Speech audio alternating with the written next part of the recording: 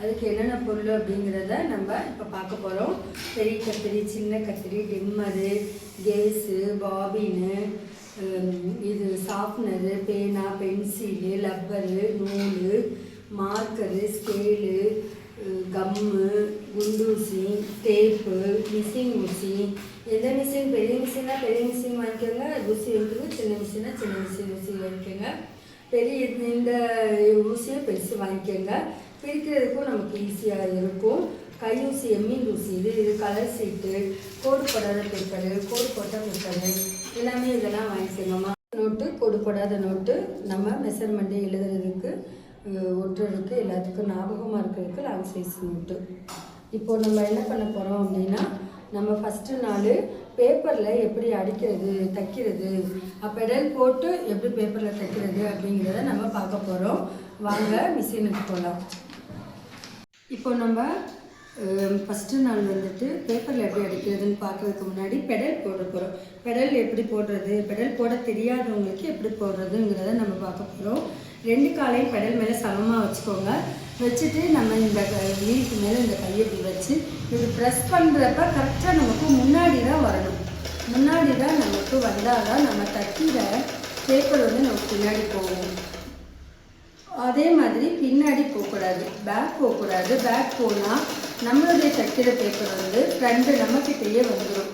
அதனால் முன்னாடி ஃப்ரண்ட்டு தான் நமக்கு தைக்கணும். எப்பயுமே நல்லா பெடல் போட்டு நல்லா பழகிக்கோங்க. 1 நாள் ஆனாலும் சரி, 2 நாள் ஆனாலும் சரி, நல்ல பெடல் போட்டு பழகிக்கோங்க. பழகின பிற்பாடு நேராக ஒயிட் சீட்டு, கோடு போடாத சீட்டு எடுத்துக்கோங்க. எடுத்துட்டு நேராக இப்படி வச்சுட்டு கரெக்டாக இப்படி வச்சு இப்படி இந்த குதிரையை இப்படி தூக்க வேண்டாம், தூக்காமல் இப்படி வச்சு கரெக்டாக நேராக தைச்சிட்டு வரணும்.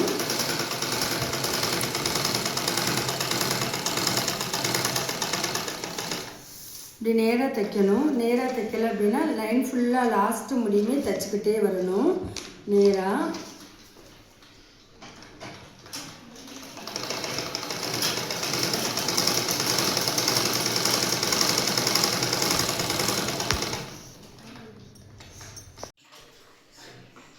இப்போ நம்ம பேப்பர் ஒயிட் சீட்டில் நம்ம அடிச்சிட்டோமா. ஒயிட் சீட்டில் அடித்த பிற்பாடு இப்போ வந்து 2 பேப்பரும் 3 பேப்பரும் அடித்து முடிச்சிடுங்க. அடித்து முடிச்சுட்டு அடுத்து கோடு போட்ட பேப்பரில் நம்ம நேராக எப்படி தையல் நமக்கு வருதான்னு பார்க்குறதுக்காண்டி நம்ம கோடு போட்ட பேப்பரில் நம்ம ஸ்டார்ட் பண்ண போகிறோம். கரெக்டாக நேராக வச்சு அந்த பேப்பர்லேயே தான் கோட்லேயே தான் அடிச்சிருக்கோம்.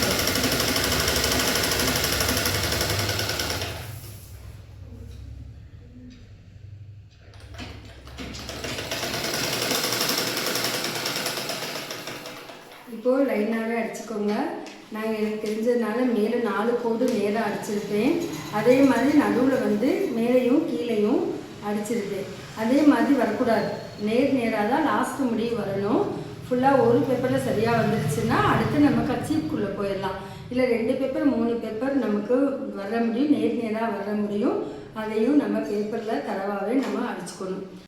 இன்றைக்கி நம்ம என்னென்ன பொருளுங்கிறத நம்ம பார்த்துட்டோம். பேப்பர்லேயும் நமக்கு இன்றைக்கி பெடல் போட்டு தைச்சிட்டோம்.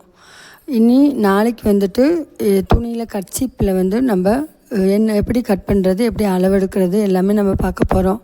இந்த வீடியோ உங்களுக்கு பிடிச்சிருந்தா லைக் பண்ணுங்கள், ஷேர் பண்ணுங்கள், பெல் ஐக்கை கிளிக் பண்ணுங்கள்.